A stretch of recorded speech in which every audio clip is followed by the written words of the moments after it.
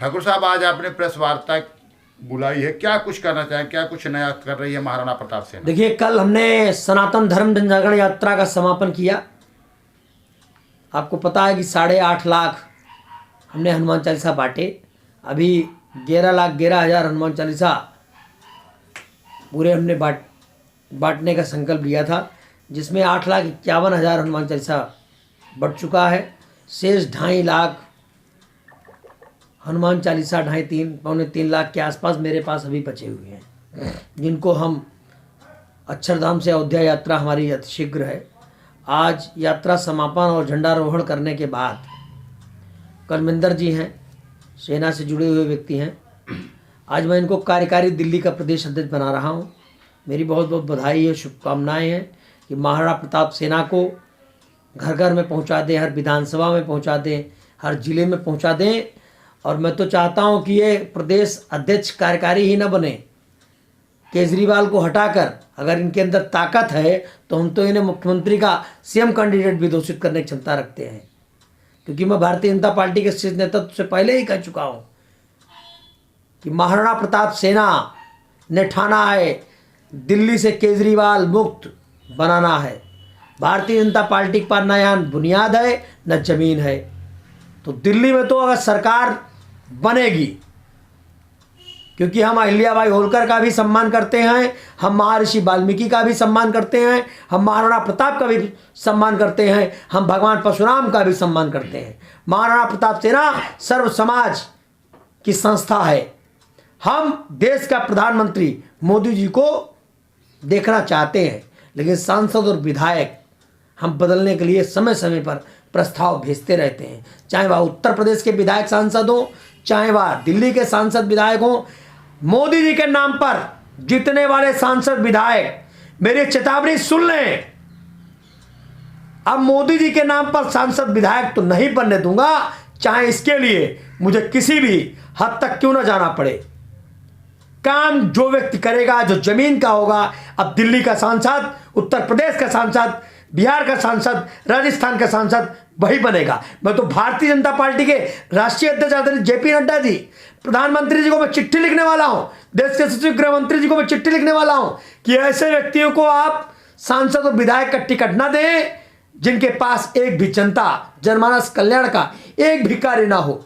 ऐसे जनप्रतिनिधियों को भारतीय जनता पार्टी एकदम टिकट ना दे, क्योंकि जनता का काम होना चाहिए। मोदी जी को सब चाहते हैं कि प्रधानमंत्री बने, लेकिन मोदी जी को प्रधानमंत्री और योगी जी को मुख्यमंत्री बनाने के लिए हमें विधायकों की संख्या, सांसदों की संख्या करनी पड़ेगी। तो इसलिए मैं भारतीय जनता पार्टी के शीर्ष नेतृत्व से यह कहना चाहता हूं कि जमीन के लोगों को टिकट दी जाए और कलविंदर जी पूरा तन से, मन से, धन से लगकर देश के यशस्वी प्रधानमंत्री जी को, उनकी नीतियों को दिल्ली में पहुंचाकर दिल्ली की 7 विधानसभा में कमल खिलाने का काम करेंगे।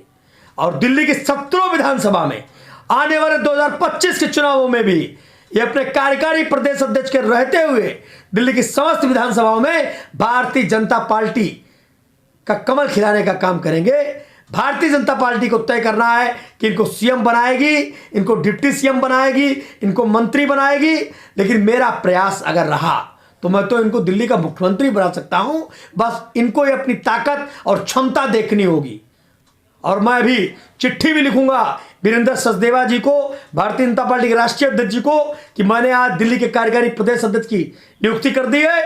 वह केंद्र द्वारा चलाई जा रही योजनाओं को जन जन तक पहुंचाने के लिए कर्तव्यबद्ध रहेंगे। और दिल्ली की जिम्मेदारियां 70 विधानसभा और 7 लोकसभा की मैं कार्यकारी अध्यक्ष कलविंदर जी को जिम्मेदारी देता हूं। कमलेंद्र जी, जिस प्रकार से आप दिल्ली प्रदेश के कार्यकारी अध्यक्ष बनाए जा रहे हैं, तमाम जिम्मेदारियां हैं और मोदी जी की योजनाओं को भी लाने की बात आ रही है, तो क्या कहेंगे, जिम्मेदारी कैसे निभा पाएंगे? जिम्मेदारियां निभाने के लिए हमें कहने की जरूरत नहीं पड़ती है, क्योंकि हमें मोदी जी के द्वारा किए गए कामों को जन जन तक पहुँचाने की ज़रूरत है। आज दिल्ली में हर सड़क, शिक्षा और रोजगार का जो मातम है, क्योंकि दिल्ली में पहले बाहर से लोग आते थे रोजगार प्राप्त करने के लिए, आज दिल्ली के युवाओं को बाहर जाने की नौबत आ गई है। दिल्ली में कोई रोजगार नहीं है। दिल्ली में सड़क ऐसी टूटी हुई है कि 2 किलोमीटर के रास्ते को पार करने के लिए 15 मिनट 20 मिनट लगती है, क्योंकि हर जगह खुदा हुआ है। कोई 2 साल 3 साल सड़कें खुदी हुई है। बिहार में 2005 से पहले जो सरकार थी और जब सड़कों की स्थिति थी, उससे भी बदतर स्थिति दिल्ली की आज हो गई है। तो सबसे पहले तो हम कहेंगे सड़क, शिक्षा और रोजगार जन जन का है ये अधिकार। ये हर व्यक्ति का अधिकार है कि सड़क, शिक्षा, रोजगार उसके पास हो। और किसी भी गवर्नमेंट से हमें कोई पद की लालसा नहीं है, कोई अधिक की लालसा नहीं है। हम तो देश की जनता के लिए, दिल्ली की जनता के सदैव साथ में काम करेंगे, उनके हमेशा बेटे बन कर काम करेंगे उनके। जिस सेना के आप कार्यकारी अध्यक्ष बन रहे हैं दिल्ली प्रदेश के जी, और उनका फैसला हुआ है कि 11 फरवरी को अक्षरधाम से अयोध्या तक की जो यात्रा जा रही है, उसमें आप कैसी तैयारी कर उसमें पाएंगे? सर हम ज़्यादा से ज़्यादा संख्या यहाँ से कोशिश करेंगे जनता को जोड़ करके और वहाँ पे हम लेके चलने के लिए।